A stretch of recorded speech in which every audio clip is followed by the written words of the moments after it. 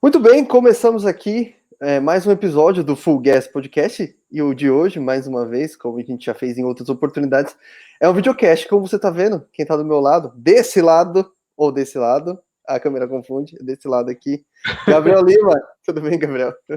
Tudo bem, Gabo. Vamos ver se eu consigo editar isso aí, se vai mesmo ser um videocast. Mas enfim, a gente leu alguns comentários aí nas últimas vezes, querendo que a gente fizesse o videocast, disponibilizasse o podcast.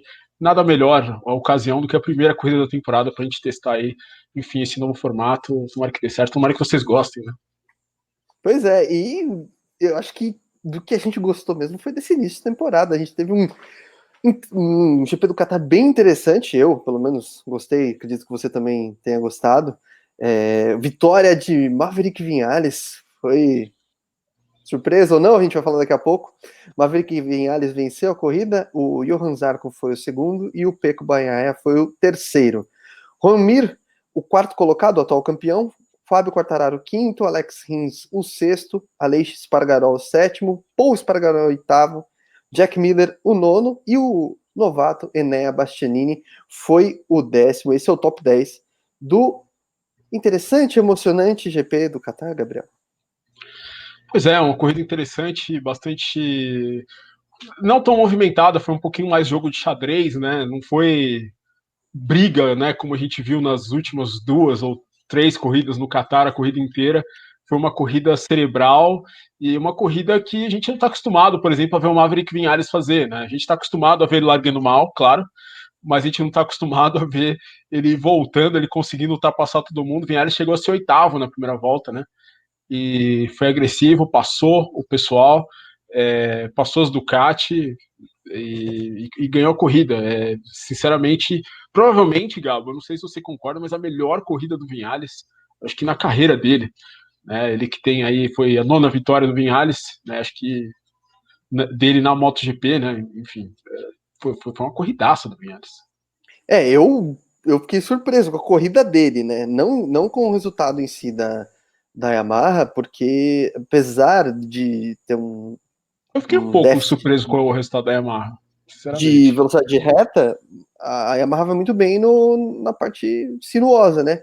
E na pré-temporada o Viñales teve um bom ritmo, quando ele fez long runs, ele teve um bom ritmo, então dava para esperar ele andar bem. O que me surpreendeu foi o jeito como ele venceu, porque geralmente as vitórias do Viñales, como elas vieram até hoje, em linhas gerais, o Viñales disparando na frente e indo embora.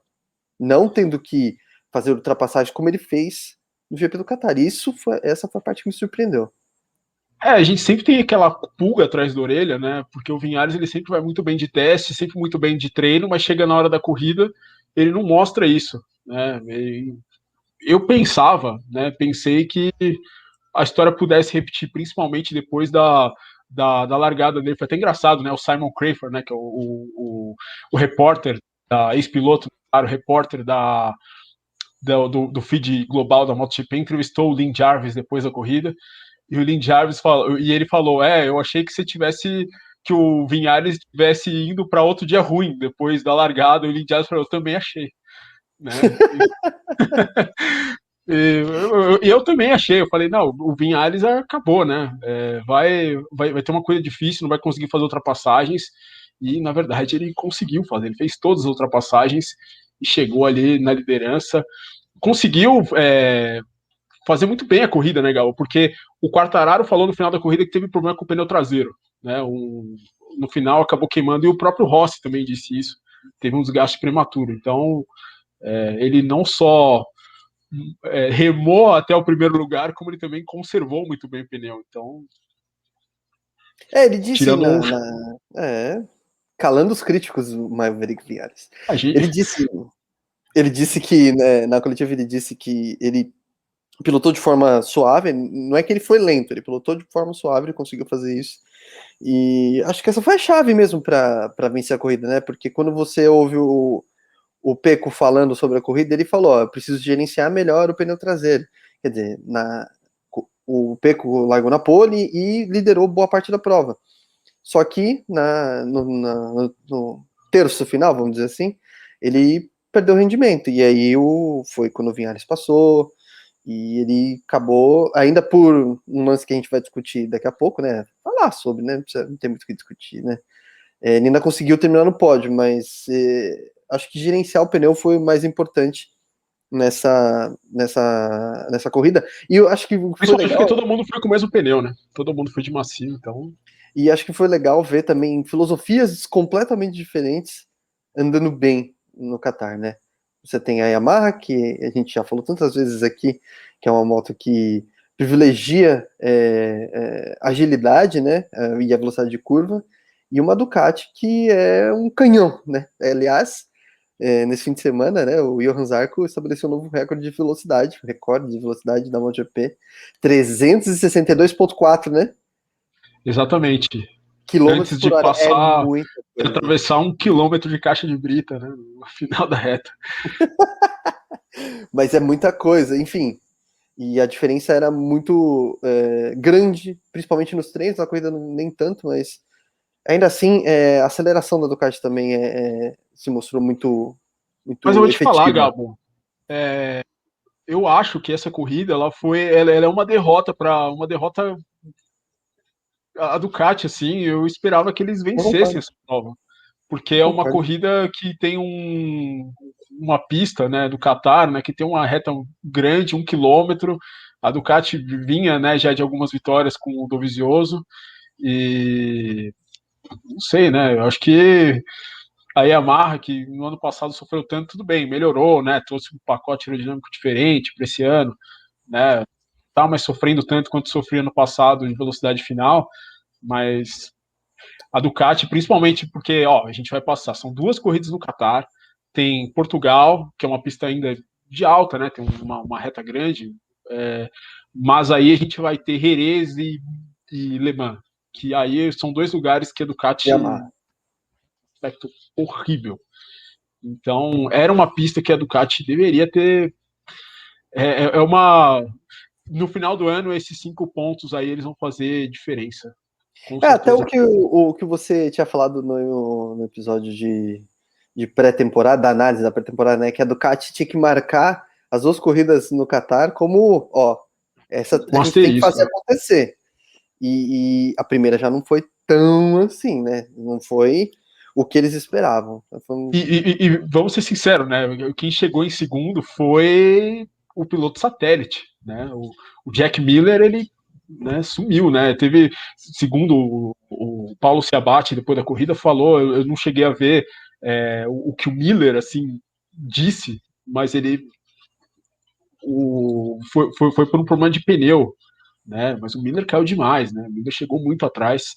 E Lembrou o que ele fazia lá atrás, né? Porque lá atrás ele tinha exato. muito disso. Ele tinha muito disso. Ele começava bem as corridas e depois ele perdia porque ele acabava gastando demais pneu. Que foi algo que parecia que ele tinha contornado na metade final de 2020, que ele teve bons desempenhos, brigando por posições pelo top 3 ali, né? Brigou pela vitória com o Morbidelli em Valência, né? Na pista de Valência, e brigou pelo segundo lugar com o Morbidelli em Portimão. Mas isso nas voltas finais. E no Qatar ele foi o Miller que vinha sendo nos primeiros anos com a Ducati, né? Que era um cara que gastava muito pneu. Acho que eles vão fazer, tem que fazer a lição de casa para a próxima corrida, porque assim, material para vencer eles têm, afinal de contas, né? Se você lembrar aí os últimos GPs do Qatar antes desse de 2021 foram vitórias da Ducati. Exato. E a Ducati ficou perto da vitória, mas o Vinhares realmente hoje foi muito superior. E Né? E assim, a foi, e foi, Ducati. foi uma corrida, e não é que, nossa, a Yamaha surpreendeu, foi o Vinhales, né? O Vinhales que surpreendeu todo mundo. Né? Não foi o Quartararo, não chegou, né? Deu a impressão de que poderia chegar e não chegou. A Suzuki foi o underdog que a gente viu na temporada passada, chegando, né, ali nas últimas 6 voltas, ali, com um bom ritmo de corrida, quase indo para o pódio, né? Mas a Ducati, ela meio que, eu diria que moto por moto era o melhor conjunto, né? E perdeu essa prova aí. O Miller não classificou bem, caiu 2 vezes durante os treinos, não fez um bom final de semana, isso que é verdade, né? Chegou em nono. chegou atrás do Paul Espargaró, estreando na Honda, que fez um bom trabalho, claro, mas o Miller liderou os testes, né? Tinha que ter chegado ali no. Qualquer lugar fora do pódio já seria um desastre para ele, e foi um desastre ainda maior, né? Ele chegou quase saindo ali do top 10. E... Porque não foi só perder, digamos assim, a batalha interna na equipe, ele ainda ficou atrás de um piloto satélite. Né? Na verdade, como você falou, o piloto satélite foi o melhor do piloto melhor. Ducati. Mas, e exatamente. Não tem jeito. Né? E não tem jeito. A pressão é um pouco diferente da equipe de fábrica, equipe satélite. Né, o próprio Miller falou, né, durante os treinos, você tem uma parede de engenheiros na sua frente, né, enfim, não foi o dia dele. E eu queria destacar aqui que aí vamos ver se você vai concordar comigo e quem tá vendo e ouvindo a gente vai concordar. Eu queria destacar a prova do Mir, né? Ele fez, para mim, uma prova muito boa e no final não teve o que fazer. Acho que ele ficou ele tava de mãos atadas ali, digamos assim, porque a diferença de velocidade de reta é enorme. Mas ele vindo de trás de novo, ele foi mais, conseguiu gerenciar melhor os pneus do que o Rins, que o Rins foi mais agressivo no começo e depois não conseguiu seguir com o mesmo rendimento. E o Mir perdeu o pódio por um detalhe, que é um detalhe que está embaixo dele, que é o motor. Exatamente. Eu acho que o Rins, eu acho que ele talvez ele tenha gastado, tenha iniciado, né, a recuperação um pouquinho cedo demais, né? Parece que no final ele ficou sem equipamento, sem pneu, né, no caso, e até acabou perdendo a posição para o Quartararo, né, que ele já tinha passado, né? Ele, enfim, saiu ali várias tentativas de ultrapassar em cima do Bagnaia, no final acabou ficando para o Mir e perdeu todo o rendimento. Me decepcionou um pouco o Rins. Eu estava achando até que ele fosse terminar na frente do Mir, né? A hora que ele começou a ressurgir, eu até pensei e falei, dá até para ganhar. Mas se baseando, obviamente, a gente se baseando no retrospecto da Suzuki no final do ano passado. Mas o Mir realmente fez aí a melhor estratégia, né? Conseguiu, nas últimas voltas, chegar para essa briga aí do pódio. Passou Banhaia, passou o Zarco, 2 curvas no final, mas ali acabou embarrigando ali a última curva. Ele tentou, né? Ele freou mais tarde que pôde, mas, enfim, ele não tinha ameaça, né? Mas o cara não tá olhando para trás, né? A gente da câmera conseguia ver que ele não ia ser ultrapassado, mas ele acabou, enfim, barrigando, tentou sair, ainda saiu mais forte ali, né?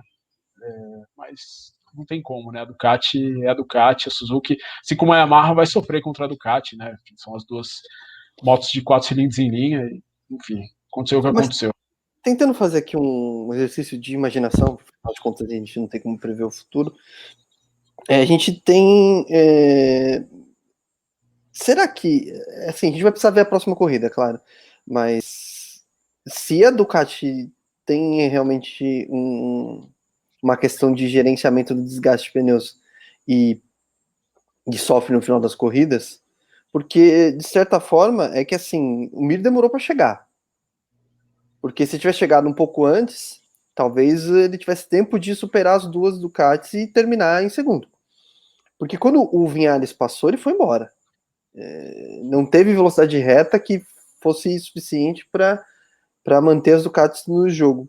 Eu fico pensando porque assim, a gente tem muito mais corrida com pistas que mesclam aí. Tem um outro trecho de alta que, mas assim, não é a ponto de fazer diferença. Talvez em Mugello e Aragon. Então, mas é o que a Suzuki era no ano passado, né? Ela chega nas Então, últimas voltas.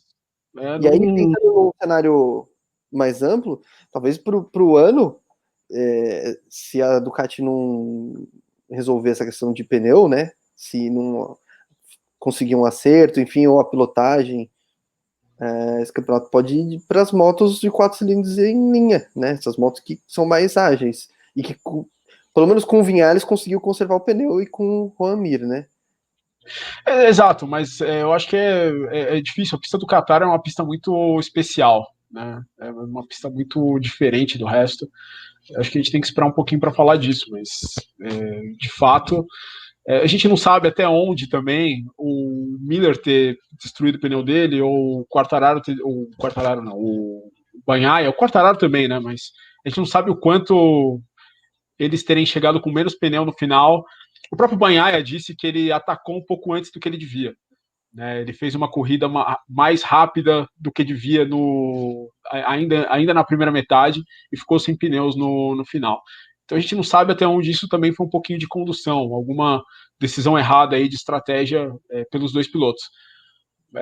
Ou, enfim, pelos pilotos da Ducati, mas o fato é que eles perderam essa corrida e vamos descobrir o quanto eles perderam na semana que vem, né? Já que eles vão ter todos esses dados aí, né? E se de repente a Ducati vencer por alguma margem, a gente vai saber que realmente Eu queria fazer um paralelo agora, já que a gente teve Fórmula 1 começando esse final de semana, né? Que começou a MotoGP. Você diria que dá para equiparar as derrotas de Ducati e Red Bull nesse final de semana da abertura das duas categorias? Poderíamos dizer que sim, né? Eu acho que a Ducati, assim, eu não sei, né? A Ducati ela tá com pilotos muito novatos, né? Tá com o Zarco é um pouco mais experiente, né? Mas quer dizer, o Miller até tem mais experiência de MotoGP do que o Zarco, né? Se a gente for levar em consideração. Mas tem 2 anos a mais do que o Zarco. Mas eu acho que, mas o Miller está estreando na equipe de fábrica, o Bagnaia estreando na equipe de fábrica. O Bagnaia fez um trabalho bom, largou na pole, liderou boa parte da prova, mas não sei, pode ter errado, né, na gerência da corrida. O Bagnaia ainda está meio verde para a MotoGP, é o terceiro ano dele. Então eu acho que a Ducati sim deixou a corrida passar um pouco entre os dedos, mas acho que não com a Red Bull. A Red Bull acho que poderia ter coberto o tom ali quando ele parou um pouquinho antes, mas. Não, foi só para descontrair, fazer um. Sim, sim. Não, Porque eram duas mas o favoritas. conjunto, o melhor conjunto, na minha opinião, era a Ducati. Agora a gente tá falando em decepção, a gente falou não decepção, mas desapontaram aí por terem, teoricamente, chances de fazer algo melhor. A gente viu também, a gente já falou do Miller, mas o Valentino Rossi deu uma decepcionada nesse GP do Qatar, né? Principalmente porque ele fez uma boa classificação, né? Mas na hora da corrida, que é quando a gente espera, né? E o Valentino tradicionalmente é um cara do domingo, e né, na corrida no GP do Qatar não foi o cara do domingo. Decepção? Sim, o Rossi começou muito mal a corrida. A primeira metade dele da prova foi muito ruim. Né? Ele saiu do top 10 ali, muito fácil. Ele estava na frente, chegou a estar na frente do Vinhales, né? Mas saiu do top 10 muito rapidamente. Ainda tomou chega para lá do Binga. Depois ele ainda se recuperou, chegou em 12º, mas não foi uma grande apresentação do Valentino, não. Não foi um bom início dele na Petronas. O quarto lugar no grid, claro, ótimo para o Valentino, conseguiu inclusive classificar na frente do Morbidelli, quase conseguiu a primeira fila, mas a gente tem que botar isso sob perspectiva, né, de que ele foi puxado pelo Bagnaia, né, na volta da pole. Então, né, tudo bem, ele foi o quarto, mas ele teve referência e vácuo da Ducati. Então, não sei, a gente tem que esperar um pouquinho mais. O fato é que o Franco Morbidelli, né, que ele teve problema no hold shot device, né, no controle de largada ali, que baixa a traseira, e ele teve problema indo para o grid, solucionaram, e depois na largada ele teve o mesmo problema, o amortecedor continuou baixo e ele fez uma prova péssima, né, chegou apenas em 18º lugar, exatamente, 18º lugar, apenas à frente do Lorenzo Salvatore, que né, é um piloto que claramente não pertence aí à turma da MotoGP, né, tá aí Só para completa contextualizar, figuração. só para dar o contexto total aí dessa história, o Morbidelli chegou a 23 segundos do Vinhales, o Salvador chegou a 46. realmente. Enfim, os números não mentem, né? Não precisa Talvez falar mais é nada. por isso aí que a gente pode ter um outro piloto em breve, né? Mas o Não. Morbidelli, ele tinha um ritmo bom de corrida, né? Tinha um ritmo melhor do que o do Valentino. O Morbidelli conseguiria chegar no top 10 facilmente, facilmente. Né? Então, eu não sei, eu não gostei muito da corrida do Valentino, acho que ficou devendo sim. O Morbidelli ficou devendo, mas é claro, teve esse problema. Né? O Morbidelli, numa situação normal, jamais chegaria em 18º, principalmente com o início de corrida que ele teve. Né? Ele foi valente, ainda terminou a corrida, né? Mas deu um segundo por volta, né? Não tem... E é a ausência de pontos que pode fazer falta lá na frente, né? O Passou uma corrida zerada, né? Um abandono. se ele não tivesse terminado a prova, daria basicamente no mesmo. Né? Zero.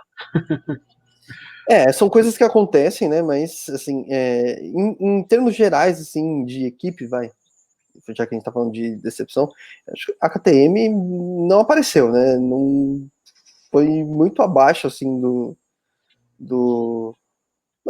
até do que se esperava. Eu sei que, como a gente já destacou aqui, a pista do Qatar é uma pista com características bastante particulares e que a KTM deve andar melhor em outras pistas, mas não, não disse a que veio, né?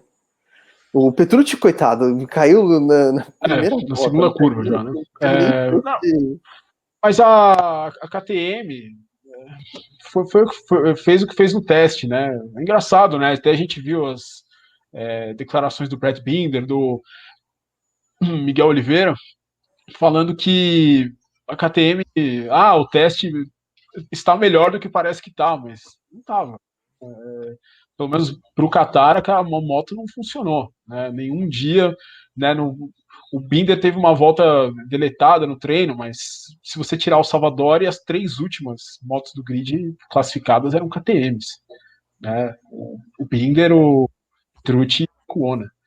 Né? Então, eu acho que para uma Voltou. equipe que ainda pôde, não, a KTM não teve um motor selado esse ano. Né? A KTM pôde mexer, só agora que não pode mais. Né?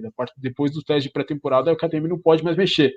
Mas realmente eu esperava bem mais da KTM. Né? Quem surpreendeu foi a Aprilia, né? Com o 7º lugar do Alex Espargaró. Andou dentro do top 10, bem dentro do top 10 o final de semana inteiro. Não foi aquele negócio de só o teste, só brilhar no teste. Foi na Foi corrida para a corrida. e foi consistente, né? Isso parece que A dessa corrida vez. inteira no top 10, não caiu de ritmo do meio da prova. Muito bacana. Tomara, né? Tomara que a Aprilia realmente tenha feito uma moto melhor, consiga fazer um ano mais consistente. Né? É porque o Aleix tem dado duro lá, trabalhando há muitos anos, só pegando A o de limão. formiga que tá dando certo agora, né? Finalmente. Ao que É um, indica. é um, um ponto positivo essa evolução da Aprilia, né? Pelo menos na mão do Aleix, né? Quem sabe na mão do Vizioso daqui a algum tempo, né? Vamos ver, ele vai testar a moto, né? Mês que vem. Vamos ver se a brincadeira. Deve haver ainda um outro teste em Mugello, né? Segundo se comenta ainda. Mas o Dovizioso, segundo se comenta, ele não entraria na equipe, né? Tipo, não correria, poderia correr como wildcard por enquanto, mas substituir o Savadori ainda está fora de questão, né? Mas enfim, se ele, Falando, se ele andar bem, cara, aí não tem como continuar com o Savadori, cara, porque o Savadori tá muito mal. Né? O tá. Savadori tá tipo o Luca Badoer quando substituiu o Felipe Massa em 2009. Claramente não vence a turma. Falando em substituto, tem uma coisa que a gente não tinha, né? A notícia ainda antes do nosso episódio anterior é que o Marx, né? Afinal de contas, não esteve no Qatar, não estará no Grande Prêmio de Doha, né? Porque ele passou por uma revisão dos médicos, andou de moto e tal, andou com a versão de rua da RC 213V, né? Que foi uma edição especial que a Honda fez há alguns anos, que é bem menos potente que a moto da MotoGP, né? É uma moto de rua. E aí a situação é bem diferente. Ele deu algumas voltas, né? Andou em Barcelona, andou em Portimão, mas na hora de passar pela revisão com os médicos, eles recomendaram cautela e o Marques não corre pelo menos as duas primeiras. Dia 12 de abril, se eu não me engano, ele passa por uma nova Exato. revisão com os médicos, e aí, quem sabe, né? Não se sabe ainda, pode ser que ele volte a correr já, depois disso, ou ainda espere. Que eu acho que é a decisão acertada. Eu acho que o Marques tem que ir com cautela agora, porque se acontecer alguma coisa de novo, aí complica mais ainda, aí complica de vez. São 15 GPs fora, né, cara? 15 GPs é bastante coisa. Mas E aí mesmo o sem o Leandro Bradon correu, né? correu, né? Chegou, Correu. chegou em. Chegou ali na 11ª posição, o Stefan Bradon, mas enfim, fez aquilo que ele já fazia no passado, né? Não dá para esperar muito mais dele. Que foi bem, foi pôs Espargaró, fez uma corrida interessante. Também fez uma corrida consistente, no final ainda conseguiu o 8º lugar, chegou na frente do Jack Miller, né? E quem não foi bem foram a dupla da LCR, que caiu no meio da prova. O A Marques, Honda continua sendo uma moto difícil, né? Uma moto agressiva. o Alex já não teve E uma pré-temporada fácil, né? E Caio foi o que mais. caiu 5 vezes, né? Em 4 dias de pé. E ainda machucou o pé. E o Nakagami também caiu várias vezes e caiu hoje também na corrida. Enfim, ficou aí para a Repsol Honda, né? Um bom resultado. Acho que o Espargaró, bom, o Jorge Lorenzo não fez top 10 com essa moto, né? O Não, e pra quem Espargaró. chegou, o Paul, ele teve quantos dias com essa moto? Sabe? E andou muito Os pouco. testes pré-temporada, que foram 4 dias, né? Porque o último não teve. Não Né? teve. O último foi o dia da tempestade de areia. E, Só o e fato ainda caiu 2 vezes durante o final de semana. Mesmo assim, ainda chegou em oitavo. Né? eu acho Então, que eu acho que é muito encorajador esse resultado. Né? O Alex Marques não começou tão bem assim ano passado. O Lorenzo também não andou bem. O Pedrosa, nos últimos anos, no último ano dele de Repsol Honda, enfim, não conseguia bons resultados.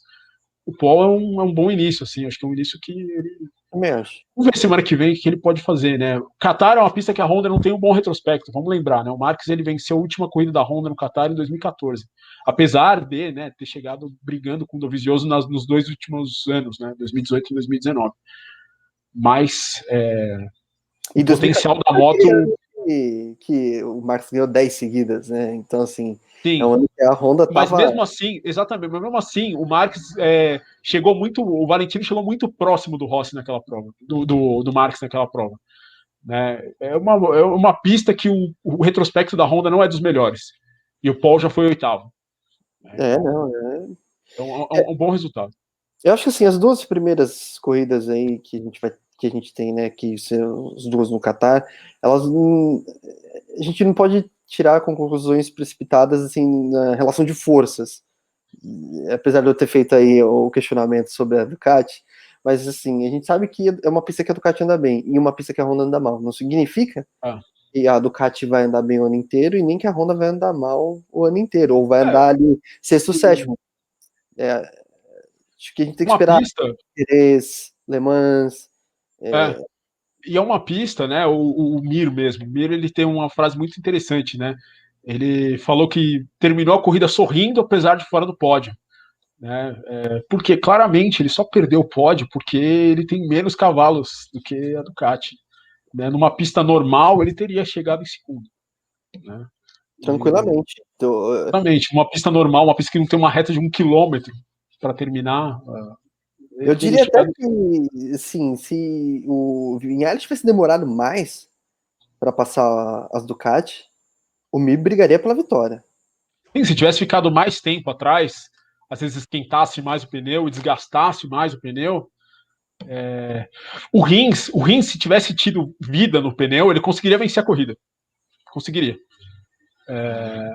Infelizmente, ele começou o ataque dele um pouco cedo demais, mas o Mir realmente fez a corrida perfeita. Infelizmente, não conseguiu o pódio, mas encorajador o resultado. Sim. Acho que a gente vai ver um cenário um pouquinho diferente na próxima corrida. Como aconteceu nas rodadas duplas no ano passado. A primeira corrida era um cenário, a segunda corrida era um cenário um pouquinho diferente. Eu acho que isso vai acontecer. Eles devem estar se debruçando em cima dos dados e vão fazer isso até sexta-feira, né? Quando começam os treinos livres, né? Sexta-feira do Grande Prêmio de Doha, né? Mas eu não me arrisco a palpitar, não. Você se arrisca, Gabriel? Quem vai ganhar, quem vai levar semana que na próximo final de semana? Eu acho que a Ducati leva. Não sei que piloto, mas eu acho que leva. Eu acho que a Yamaha conseguiu um bom resultado agora, mas eu acho que a Ducati com certeza está vendo aí nos dados, né? Não precisa nem dos dados para saber disso, que eles perderam a corrida para eles mesmos, né? Ninguém cometeu um grande erro. O Vinhales foi perfeito só, né? Mas ele não tinha o melhor conjunto para essa pista e, enfim, decepcionante aí a Ducati chegar com moto mais rápida dos treinos, do teste, a moto mais rápida de reta e perder a corrida para o Vinhales, né? Que é um cara que não era, né? Esse piloto agressivo. Que é um cara que ganha nesse fim de semana, né? Que pode chegar semana que vem em 16º. O Ele é Vinhales até hoje. 16º, mas eu diria que ele é bem possível de chegar só em sexto. Entendeu? Fazer uma corrida meio apagada, tipo o Quartararo hoje. Quartararo eu achei que ia ser um pouco melhor. Eu também fiquei um pouco desapontado. Mas O problema do setup, né? Ele queimou o pneu traseiro, assim como o Valentino. mas mais alguma consideração sobre este GP do Qatar, essa prova de abertura da temporada 2021? Eu acho que sim. Eu acho que nenhuma consideração. É isso aí. Vinhales soberano, melhor vitória dele, 9 vitórias na MotoGP. Vamos ver se esse é o ano dele. Né? Enfim, Vinhales aí que vai ser pai, né? Eu não me lembro quem que disse isso, se foi o Niki Lauda, se foi o. Quem falou? História do pai perder, quando você vira pai, você perde. Veio segundo, mas o Vinhales ganhou, foi muita agressividade aí. O efeito não deu certo com ele. Bom, eu só vou passar rapidinho só os resultados, né, das classes de acesso, né, a MotoGP. Eu vou começar pela Moto 3. O vencedor foi o Macaulay Culkin. Não, brincadeira, não foi o Macaulay Culkin. Foi o Jaume Maziá, que era mais parecido com o Macaulay Culkin antes. Agora já não acho tão parecido. Foi o primeiro, Pedro Acosta, o estreante Pedro Acosta. Foi o segundo companheiro do Maziá. E o Darren Binder, o irmão do Brad Binder, foi o terceiro. Na Moto 2, o Sam Lowes não foi incomodado, foi o melhor piloto durante o final de semana. Venceu a corrida, Remy Gardner foi o segundo.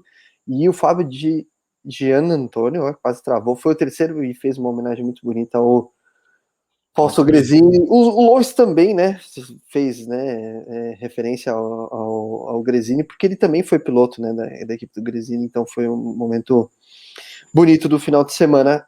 Não só na Moto 2, quanto na MotoGP também, né, da Aprilia. Né, o Lewis e o Gresini ficaram muito tempo juntos aí. Pois é. Enfim, né, o nosso grande Xavi Artigas, né, que fez aquele boliche, né, vai tomar 2 voltas de penalização, long laps na próxima corrida.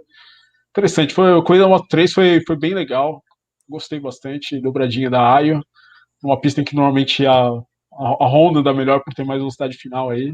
Inclusive, Darren Binder bateu no Maziá no treino para conseguir a pole, o Maziá deu pouco quando importava e vencendo a corrida. Eu achei que ia dar Binder, na verdade, mas deu. Eu também achei, mas eu não sei, é que várias Honda foram eliminadas, as Hondas boas foram eliminadas ali no início da prova, né? O Artigas tirou 3 Hondas, se não me engano, da corrida. Tirou o McPhee. Mas assim, foi uma. Tirou bastante ainda. Eu não vou dizer o que foi, mas foi uma grande. Tirou o McPhee, o Minho e o Alcoba. Né? Isso, McPhee, Minho e Alcoba. Foi uma bela besteira, eu diria. Sim. Mas é isso. É isso. A gente já volta semana que vem, ó. Olha aí. Não tem muito. Não tem intervalo. Se se der certo, a gente faz outro vídeo aí.